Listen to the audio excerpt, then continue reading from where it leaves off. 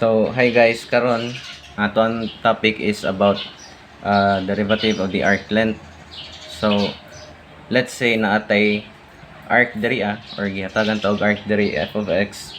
Then we are told to find the length of the arc from point A to point B. So, unsaon man nato na siya pag pangita sa length niya. So, natay formulang gamiton ana, which is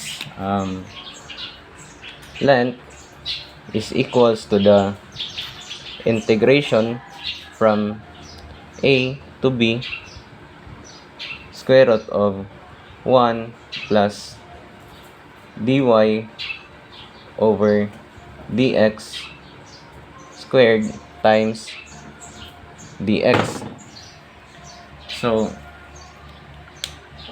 nganong dx man diri nganong dx nganong dx man ang naa diri So, kung kabantay mo, ang ato ang points is naa diri naa sa x-axis. Naa siya sa x-axis. Kanina siya y man ni. So, maong dx diri kay ang ato ang points or ang ato ang limit of integration is naa siya sa point sa x-axis, I mean. So, question is, unsaon man pagpangita sa length if naa siya sa y-axis? So, same ra gyapon siya. Ang ato ang gamiton is adli siya same. So, ang atong gamiton is length is equals to the integration from A to B square root of 1 plus dx over dy squared times dy. So, nganong ingana man? Nganong dy man pud dira Sa akong gingon ganiha, ang point of our limit of integration is naa siya diri sa x muna nga dx diri So,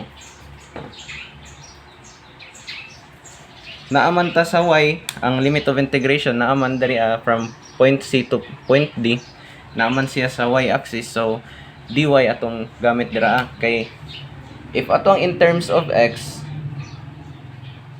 so kuha na siya nga y is equals to f of x.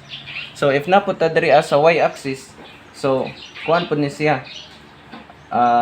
X is equals to f of y.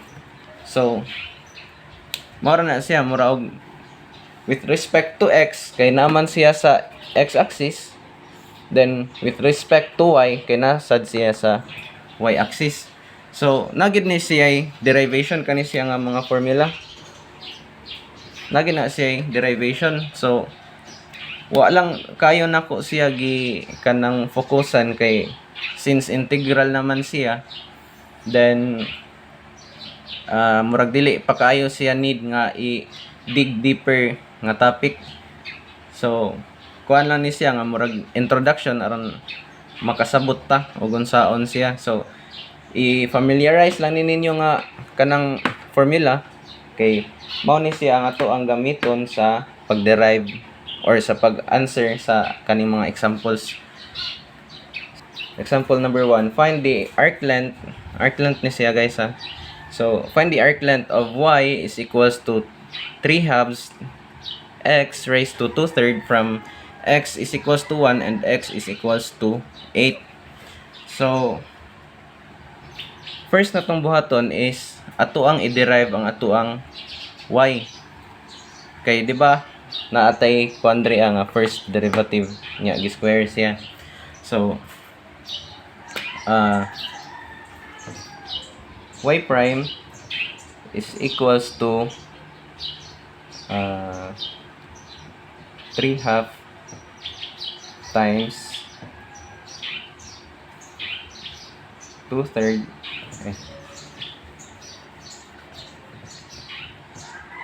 times 2/3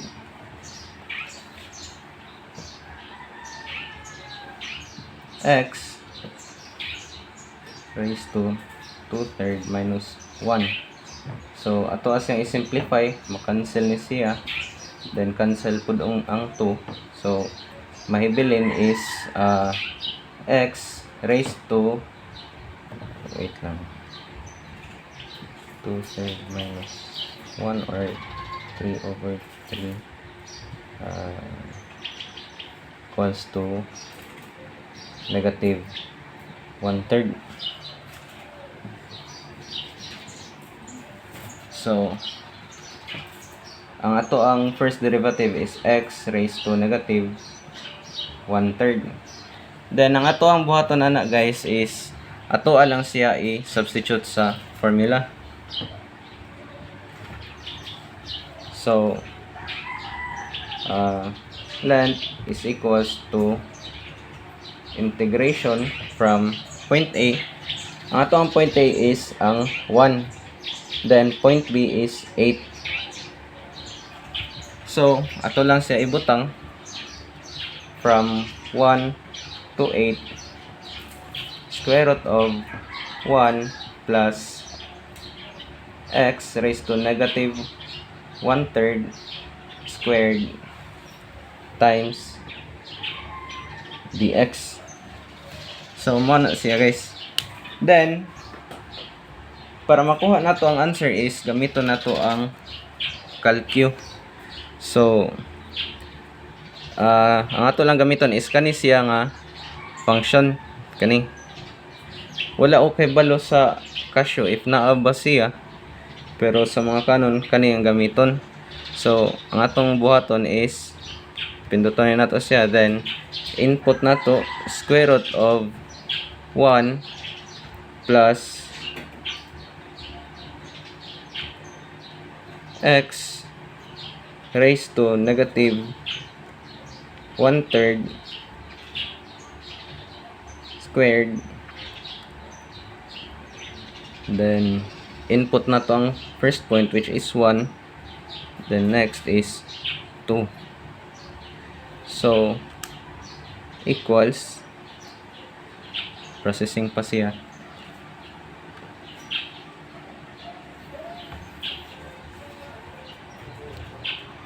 So natay answer nga 1 point, wait lang,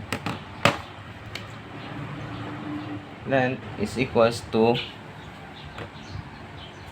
1.33.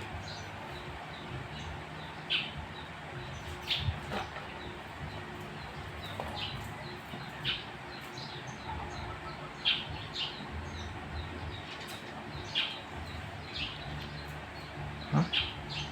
Ay, dili di ay. Anong 2? Di guys. Sorry, sayop. So 8 din is siya guys.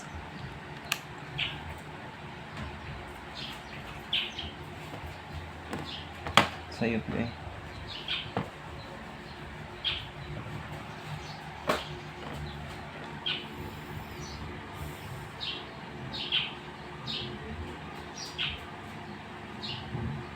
So, ang atong final answer is 8.35.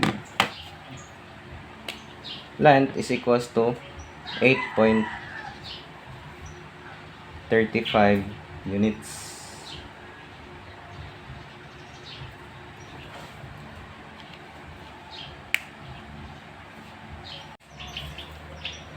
So, another example, find the arc length of x is equals to 1/3 times the quantity of y squared plus 2 raised to 3/2 from x is equals to 0 and x equals to 4. So mao ni ato ang point A, mao pud ni ato ang point B.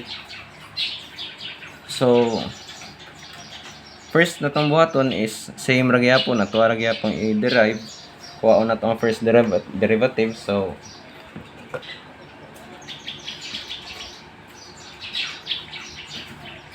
dx over dy is equals to 1/3 times 3/2 times quantity of y squared plus 2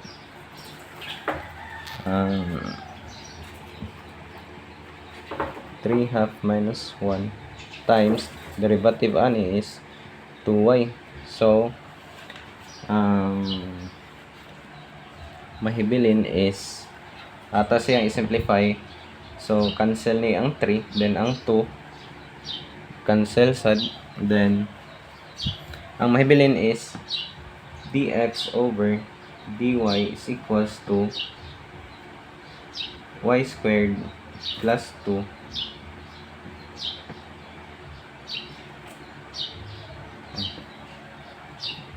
ato lang unahon ang y aron dili makalimtan, y times y squared plus 2 1/2. So nga to ang sunod buhaton ani guys, kay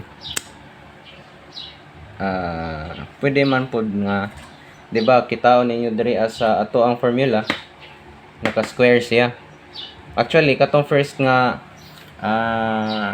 example is pwede gyapon i-diretso na lang siya og square, kaya ron di na maglisod ba inig kuan sa formula.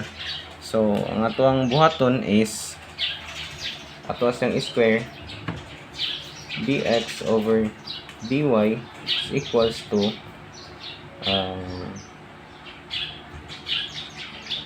y square root of y squared plus 2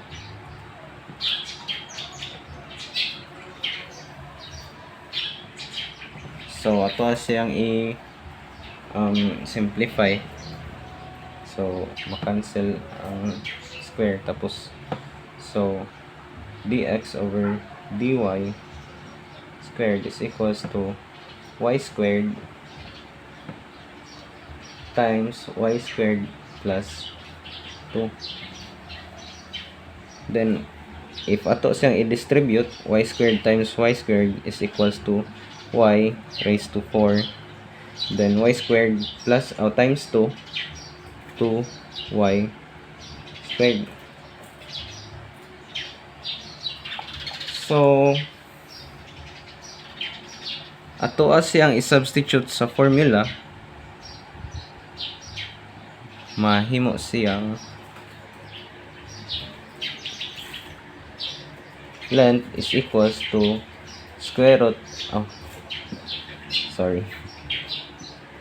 length is equals to the integration from point di din siya a o b guys, kay since naaman siya sa y-axis, so point C and point D.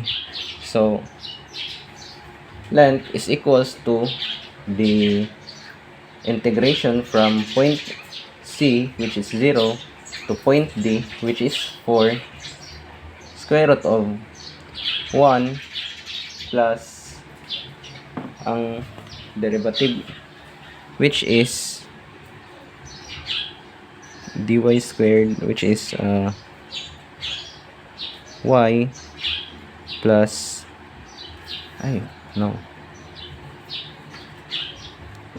square root of 1 plus y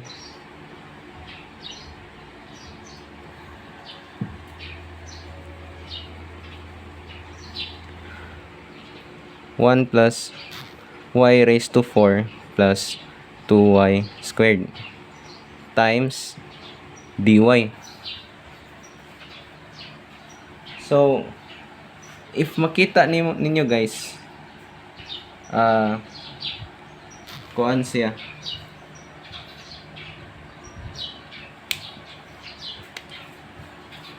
ang trinomial. So di ba if naatay given nga a squared plus 2ab plus b squared, if imuha na siyang i-factor, equals na siya to a plus b squared, di ba? Hindi makita a plus b squared. So if ato ani siyang i-arrange, may mo na siyang y raised to 4 plus 2y squared plus 1. So, ang y raised to 4, same ra na siya sa a squared. Y raised to 4 is equals to a squared. Then, ang b squared, 1. So, if ato na siyang i-factor guys, mahimo na siya nga y squared plus 1 squared. So, mao na ni siya ang ato ang bag-o nga value diri So, ato siyang i-solve or i-substitute balik sa formula. L is equals to square root integration from 0 to 4 square root of 1 plus sorry lutaw y squared plus 1 squared. So, if ato na po na siyang i-input sa calcu nato,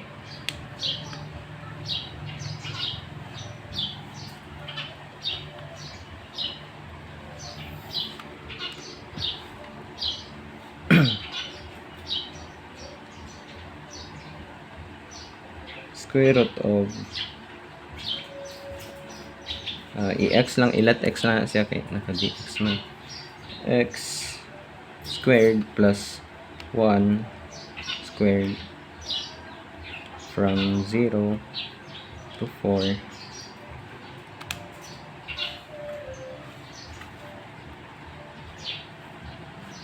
so mao ni siya guys, mao ni atong final answer. Length is equals to 76 over 3. So, mara to guys. I hope na mo na-learn. Bisag gamay lang. So, thank you for listening and thank you for watching.